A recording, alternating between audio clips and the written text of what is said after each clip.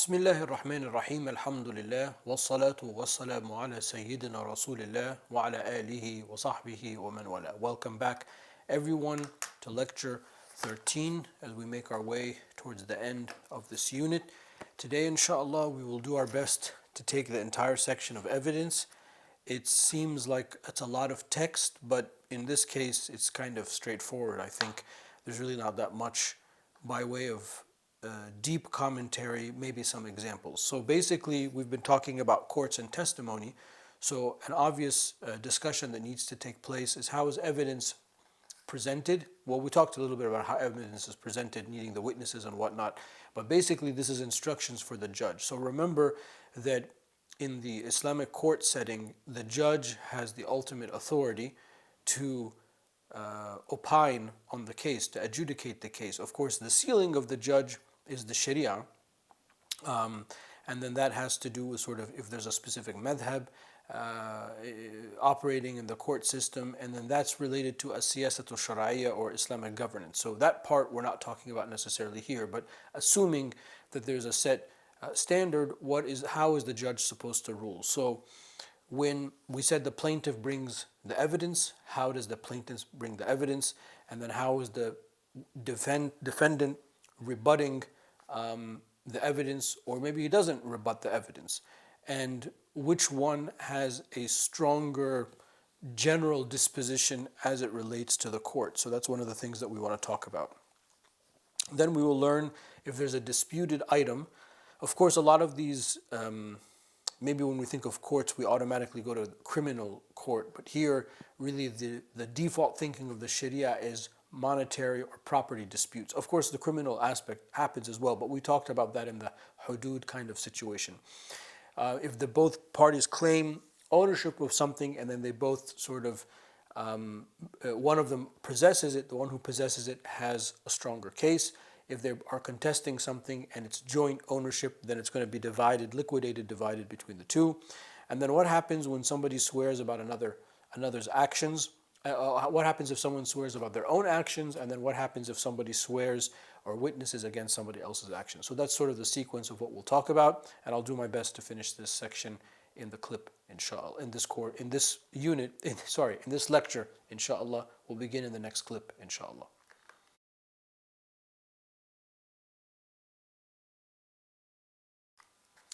So we begin the way we always begin, which is to turn directly to the words of Qadi Abu Shuja' radiallahu anhu. قال المصنف رحمه الله ونفعنا بعلومه في الدارين آمين. فصل في الدعوة والبينات.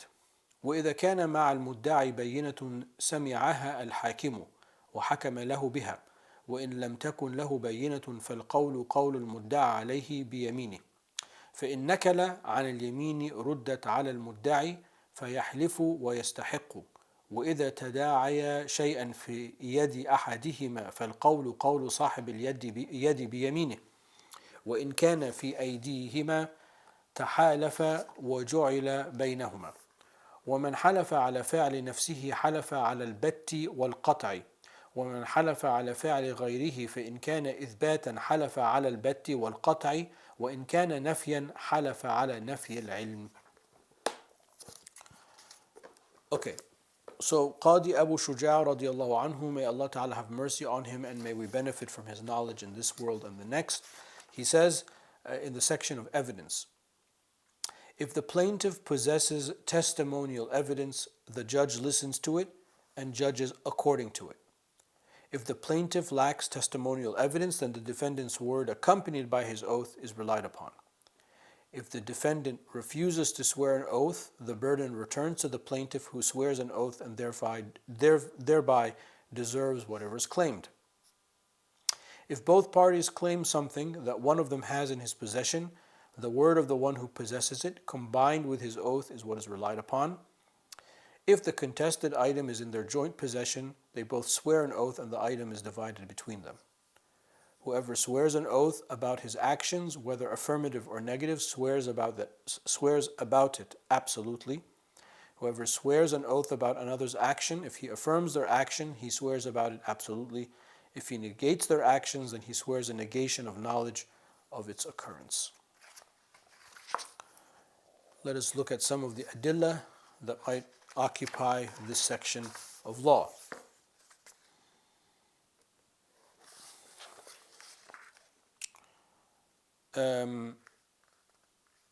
Bukhari and Muslim narrate the hadith on the authority of Ibn Abbas radiallahu anhuma that the Prophet sallallahu alaihi wasallam said, لو يعطى الناس بدعواهم لادعى الناس دماء رجال وأموالهم ولكن اليمين على المدعى عليه. So the Prophet ﷺ said, if we just relied on what people just say in general, then people would swear about blood or life and death and take people's possessions. However, a testimony is required.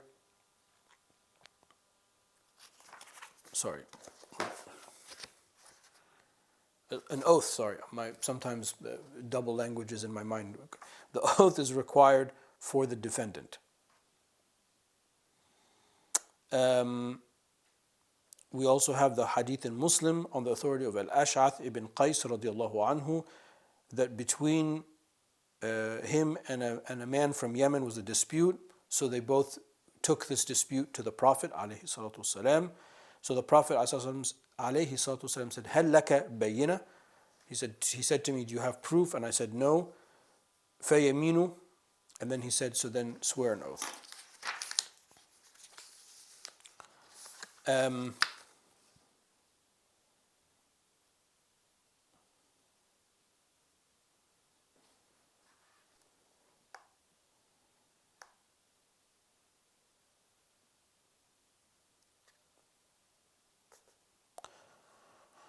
Allahumma salli ala Sayyidina Muhammad.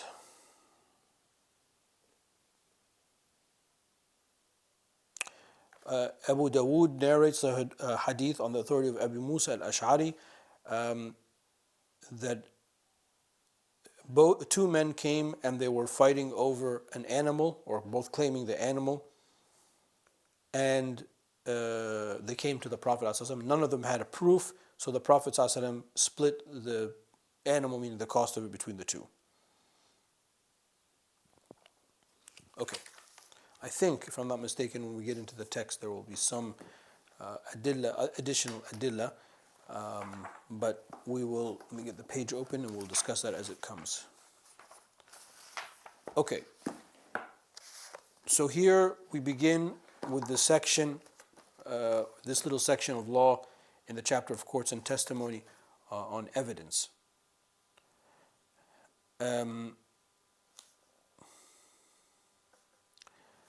And as you can see from the basic adillah that we read, just a few hadith, this is pretty standard stuff. This is stuff that took place at the time of the Prophet ﷺ, and that's why I think I don't want to say it's simple law, but it's not overly complex if you understand adillah and if you understand sort of how the Sharia is looking at these issues. But of course, anyone can make a claim. And the problem with that is that, well, if anyone can make a claim, then as the Prophet ﷺ said in that one hadith, then people can kind of wreak all sorts of havoc.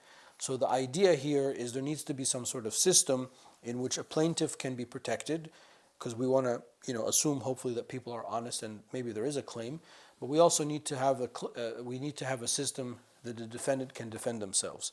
Now, one of the principles of law upon which is based this section is al-bara'atul asliya, which is, and we took this in usul al-fiqh, is that there is an assumed continuity of a non-tainted status, or there's an assumed continuity of innocence, would be the kind of the exact translation. But if somebody has something, you just assume that they've continually have it. You don't assume that they've stolen it. So in this case, the disposition of the defendant is slightly stronger than the disposition of the plaintiff, and that's why the plaintiff has to bring proof, whereas the defendant simply can rebut by swearing an oath. So that's a dynamic that if you don't understand that, then kind of the laws that we're about to read are not really going to make sense. So let me just repeat that again because maybe it was not clear.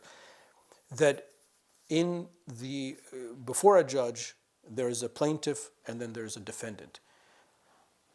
The defendant wouldn't have come to the court if there was no plaintiff, right? So there's an assumption. You know how we say in English or in Western law, innocent until proven guilty. This is kind of like that, but that's a little kind of sloppy. This is, I think, if I can say so, this is what I'm saying, or what the Sharia says, rather not me, is a little bit more accurate. That there's an assumption of continuity that is going to be embedded in the defense of the defendant. That doesn't mean that the plaintiff is without, because the defendant might be a crook and a thief and whatnot. But because of that basic dynamic, we require the plaintiff to bring the proof. And that's why the plaintiff begins when we talked about the evidence or the order of evidence. We said earlier in the unit that the judge has to hear the plaintiff first. Why? Because the defendant is defending his kind of default position. That does not mean, like I said, just to repeat, that does not mean that we're going to be biased towards the defendant. I'm not saying that. I'm just saying, why is there this, it might seem like a discrepancy of what is required. It is because there's an assumption that the defendant is continuing what he has, and the plaintiff has to bring the proof. Later on, maybe in the next clip when we talk about if I have something and you don't have it and then you're claiming that it's mine, there's going to be a default assumption that the one who possesses the thing, like if I'm holding the thing with me, there's just an assumption, well then, if you've had it now, you've had it this morning, or you've had it yesterday, there's an assumption that you have it, and therefore the other side has to bring the proof. If the judge is going to say, no, you have to take it out of my hands to other person's hands. This also reminds us of one of the meta principles of the Sharia, one of the maqasid of the Sharia, of the power of ownership, al-milkiyya, which we've talked about more so probably in the business transactions, sales and transaction section of Islamic law many units ago.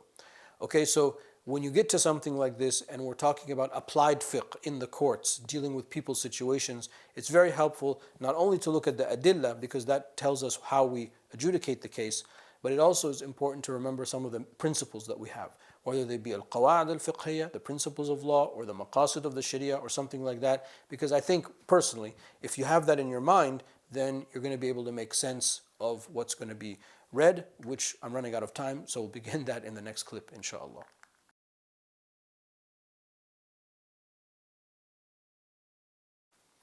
Okay, so let's jump in now. You're probably sick of hearing me drone on and on and on. Let's go to the greats, Abu Shuja' radiallahu anhu, who says, rahimahullah, if the plaintiff possesses testimonial evidence, the judge listens to it and judges according to it. Okay, so the plaintiff is going to come, a plaintiff comes, the judge has got to bring the defendant, and we said that the plaintiff will be heard first. And if you have proof, al-bayyina, some kind of testimony, you bring it. The bayyina here means that it comes with two witnesses. In this case, two male witnesses, a male witnesses and two female witnesses, or whatever the case may be, whatever combination is required to be heard. There was something I wanted to lift from the hashiyah, just give me a moment.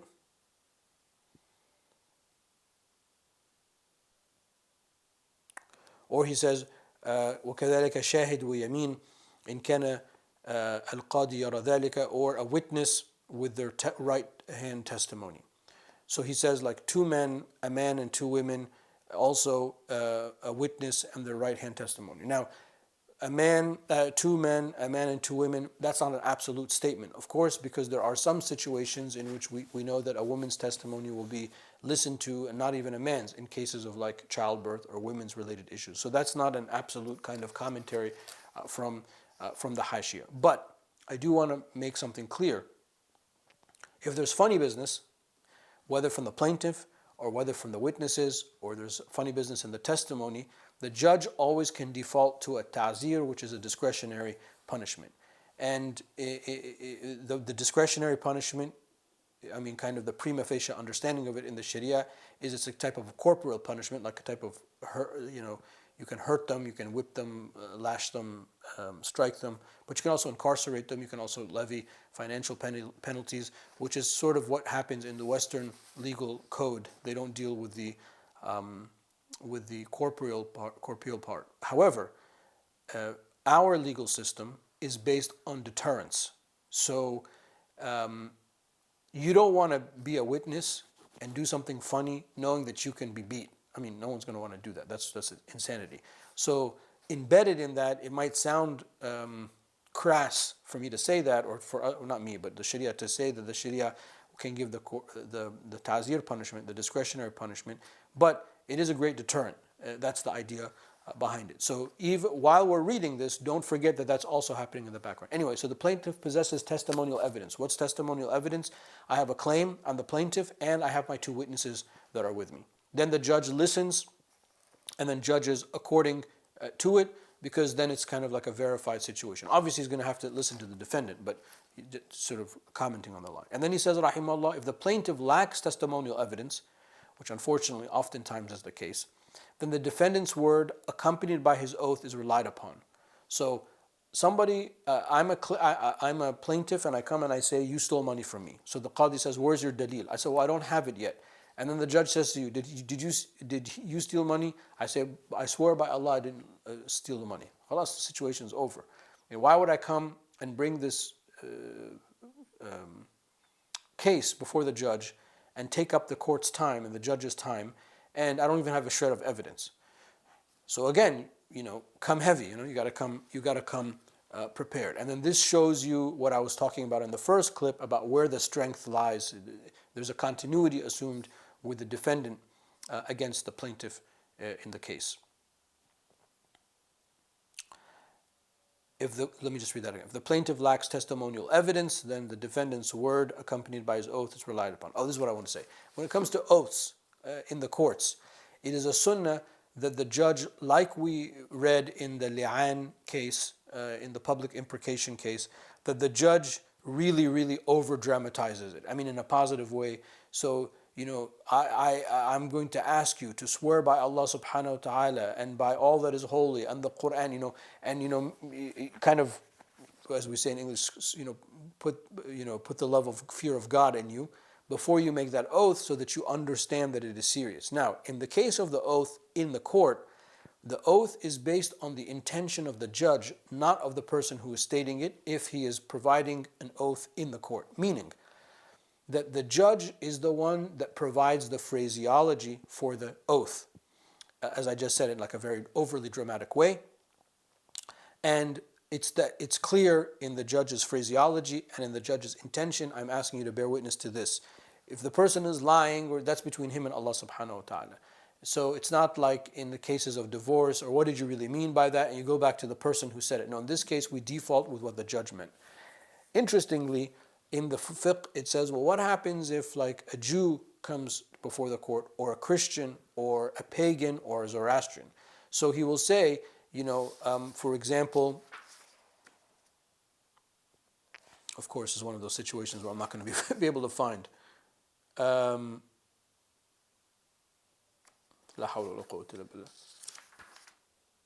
here it is. فإن كان يهوديا حلفه القاضي بالله الذي أنزل التوراة على موسى ونجاه من الغرق.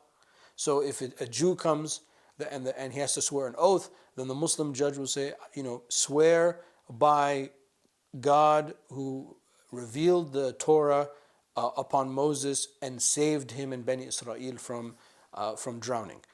أو نصرانيا حلفه بالله الذي أنزل الإنجيل على عيسى. Or if it's a Christian that comes before the court and it's a Muslim judge, he makes him swear by Allah Ta'ala or by God who revealed the Gospels to Christ alayhi salam. أو مجوسيا أو وثنيا حلفه بالله الذي خلقه وصوره. Or if it's a Zoroastrian or an atheist or a polytheist rather, then he makes him swear by God who created him and who formed him. So it's not necessarily an Islamic formula or oath or verbiage of that, but it's something that will put the fear of God in that person, and they swear by what is holy to them, what they believe to be holy.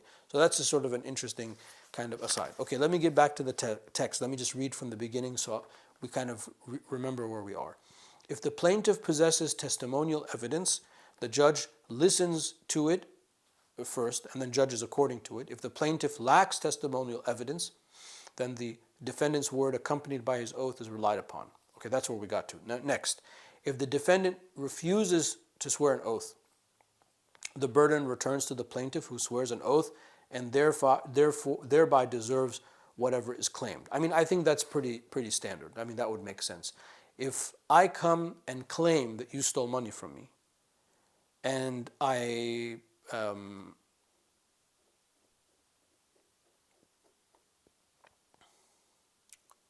don't have any evidence, then the judge will be like, "Well, swear to you that you didn't steal money," and then you're like, "I refuse to do that. I'm not going to swear."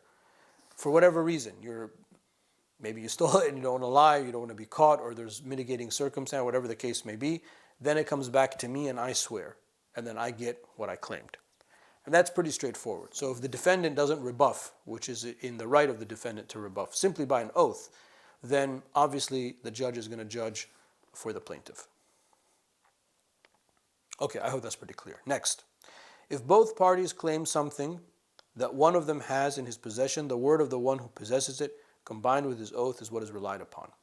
Why? Because there is a assumed continuity of ownership. There's assumed continuity. The assumed continuity, al-bara'atul asliya, is a meta principle of the Sharia, or is a principle of the Sharia that permeates many aspects or many chapters of Islamic law. This is one of them. So there's just an assumption that if you have it, you've always had it. Also, if there was ownership and I claim that I own this, I've owned this book for a year, but then you say, but I've had it for 2 years, then the longevity will trump one over the other. So the 2 years ownership will trump the 1 year ownership because it's longer, because there's because of the assumption of continuity.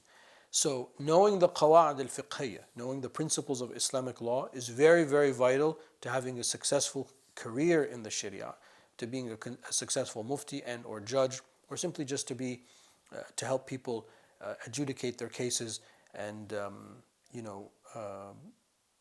be just and equitable with people. So this is one of those parts of Islamic law where there's a lot of that going on in the background. It's not necessarily in the text verbatim, I mean it's in the Hawashi literature, but it's something that you need to know nonetheless, because it just makes things easier. Because sometimes people will be like, why would you do that? Why would you judge in this way? And you have the quick answer. Let's pick this up in the next clip and see if we can finish it, inshallah.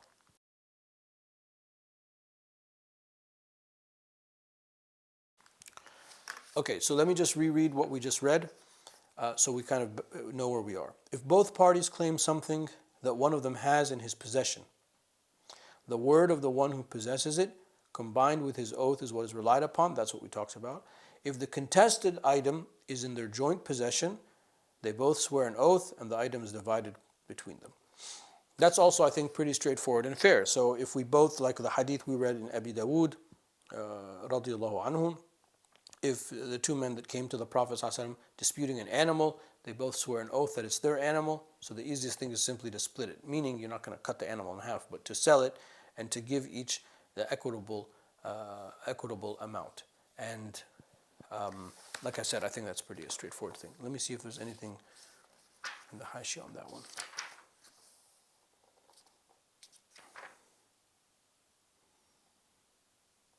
Of course, this means there's no bayina, there's no evidence between the two. So in the hadith, I should have stated that to be more accurate. In the hadith, we read the Prophet ﷺ first ask both of them, do you have any proof? Is there any proof that you have that you own it or you own it? And they both say no. Then the judge will just divide the property between them.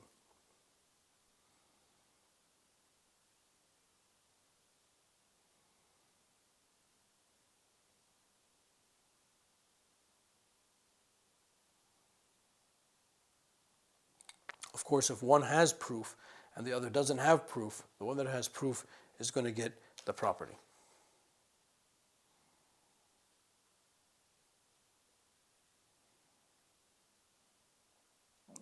Also, related to that, a kind of a sub-issue of that, is if one person brings the evidence before the other person, for whatever reason. The one that brings the evidence first is going to have the stronger argument than the one who doesn't bring the evidence. So that's also a part of it. So evidence is stronger than no evidence. Ownership and physical possession is stronger than no physical possession. Owning something longer is stronger than owning something for a shorter amount of time. Bringing evidence first is stronger than bringing evidence second, etc. So even though it's not in the text like this, you can kind of see the drop down, bullet points about the strength of evidence. So not all evidence is going to be equal. That's the point. And bringing the evidence first, fully verified, notarized, is always going to be stronger than the opposite of all of those things. Okay, whoever swears, next section, next line, whoever swears an oath about his own actions, his or her own actions, whether affirmative or negative, swears about it absolutely. So if I say, no, I broke this thing, and I have to make an oath, then it's an absolute oath, then you broke it. It's logged in the court as you broke it. If I say I didn't break it, and I swear this oath, then it's you didn't break it. So when you're talking about your own actions or your own inactions, it is an absolute oath. Al-bat wal-qata. It is stated in the Sharia, in the text. Al-bata wal-qata. So it's just an absolute oath, and it is taken as such. Whoever swears an oath about another's actions, there's now going to be a little bit of a differentiation. If he affirms their actions, then he swears about it absolutely. So yes, I saw him break that, or I saw him take that, or I saw him do that, or I saw him say that, or I heard him say that, then that's an absolute oath. If you negate somebody else's actions, then you swear a negation of knowledge of its occurrence. I did not see him do that. I did not hear him say that. I did not see him break that, because it could have happened and you weren't present. So that I think is something universal in all kind of legal systems. I deny knowledge of that act is sort of how we would say it, and then that becomes what the oath is about, not an absolute negation of the person altogether. So some of these things can impact like a marriage and a divorce situation. For example, one of the examples he gives, if two people are married, are not Muslim, and then they both become Muslim at the same time, then the marriage is considered to be continually valid. I mean, it's an issue because a Muslim woman cannot marry a non-Muslim man under any circumstances. So the question is, that's like the technical fiqh. So the question is, in the case I just gave you, what happens if she became Muslim like 5 minutes before the man became Muslim or something like that? Well, then they'd have to be remarried is the situation. So this is a situation in where there can be an oath of action, of inaction, of one's actions or not actions. So, and then we inject into that mix the continuity idea. So the default is that there's a continuity of marriage, not that marriage is on, off, on, off, on. That's not how marriage. If somebody's married, you just assume that they're continually married. So if you know that I'm married, and then you've never seen my wife, and then one day you see me or you see a picture and I'm like, this is my wife, you just assume this has been his wife all along. You don't assume that this was, the 10th wife, or there was 10 issues, 15 issues of divorce and back.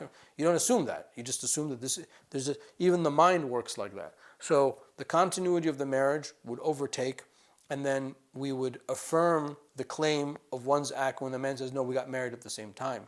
And then the woman's like, no, we didn't get married at the same time. Well, we're going to default with what the man says. One, because we want to keep the marriage together, and there's the continuity, assumption of the continuity of the contract, of the marriage contract. And then the man is affirming his own action, so he's affirming it absolutely, whereas she is negating an action which has a little bit of weakness in it, because you can only negate knowledge of the action. So you kind of see how all that goes together. I hope that that's clear. It might kind of sound obtuse, and unnecessarily nuanced and detailed, but that's the law. That's how the law happens. So we're not here, this is not like a dawah class where we're just talking about feel good things. This is actual real life law, and it's important to understand how it works. Let me see if there's anything else.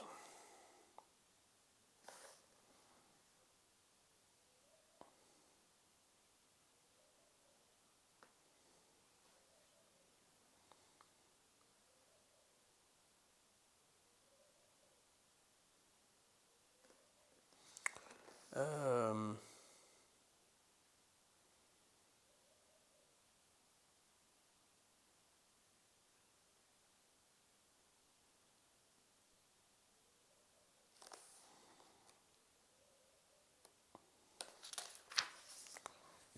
okay, there's not that much more to say.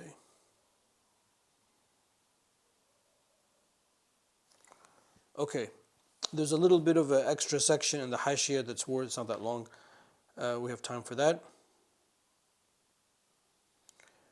If somebody comes to the court and brings to the court's attention about a contract or a debt that has not yet become due, it will be due in the future, then the judge doesn't even hear that case, because there is no need to make something absolute now. In other words, there's no room for the judge to judge on something that takes effect now. So if I lend you money, and or I lent you tools, let's say tools. I lent you tools, and you're going to give. I lent it to you for this quarter, and I gave it to you on January 1st. So January, February, March, April 1st is when it's due to me, and I come to the court in the middle of February, and I make a big fuss. I lent him these tools, blah blah blah, and then the judge will be like, well, what do you want me to do? April 1st hasn't come yet. You can come to me on April 2nd, and then you can complain. But there's nothing to do now. So also the court it deals with the immediate cases. But if I say, yes, but I lent him tools for the quarter, but I told him the hammer, he has to give it back to me after a month, and now we're in the middle of February, okay, the judge can rule on just the hammer part. I mean, I'm giving you a silly example to make the point. So that's also an important thing to state, that the court in Islam is not meant for something to be abused. And that it's like a drug. You're constantly going back for a hit or something like that. The Sharia does not want that. The Sunnah is not to do that, but rather we use the judge and the judge's precious time for things that are immediate, because they have immediate implications. And then that way it's a preventative from bringing to the court cases that are not important, and then just sort of a waste of time, money, and effort. Anyway, those are the main points I wanted to discuss with you. Wallahu ta'ala a'la wa a'lam wa sallallahu ala sayyidina wa maulana Muhammad wa ala alihi wa sahbihi wa sallam.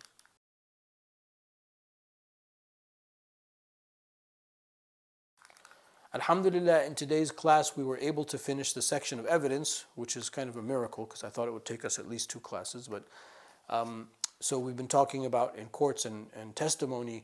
So now it's an appropriate time. Well, how does the court and how does the judge hear the evidence that's brought? In discussing that, we learned that between the plaintiff and the defendant, there is a default strength in the defendant's position, which is why the plaintiff must bring proof, and the proof that the plaintiff must bring is 2 witnesses, or the witnesses that fulfill the 2 men, a man and 2 women, or a witness with a sworn testimony, etc. And then after hearing that, if that is certified, the judge can rule, or if it's not fulfilled or there's some question marks, the judge can ask the defendant, and the defendant can defend themselves with an oath.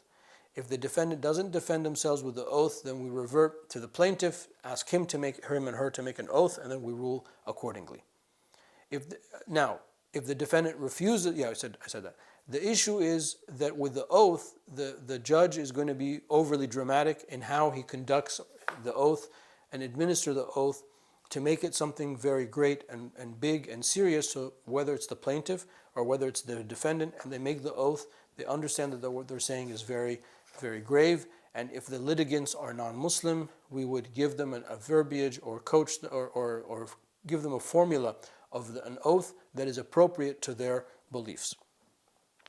If the parties claim that something, one of them, something that one has in the possession and the other one doesn't have it, the default or the strength is going to be with the one who has the possession, or the one who has it longer, or the one who brings evidence to prove that it's theirs before the other person brings evidence.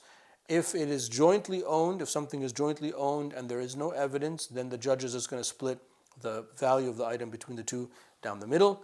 And then we said if you have an oath again, as it relates to your own actions or inactions, it's an absolute oath. But if you are bearing witness and making an oath about someone else's actions, if it's to affirm that you saw them do this action, it's an absolute oath. But if it's to negate the actions, then it's just to negate that you have knowledge of that action. So those are the main points that we talked about. Walhamdulillahi Rabbil Alameen. Wa sallallahu ala Sayyidina wa Mawlana Muhammad wa ala alihi wa sahbihi wa sallam.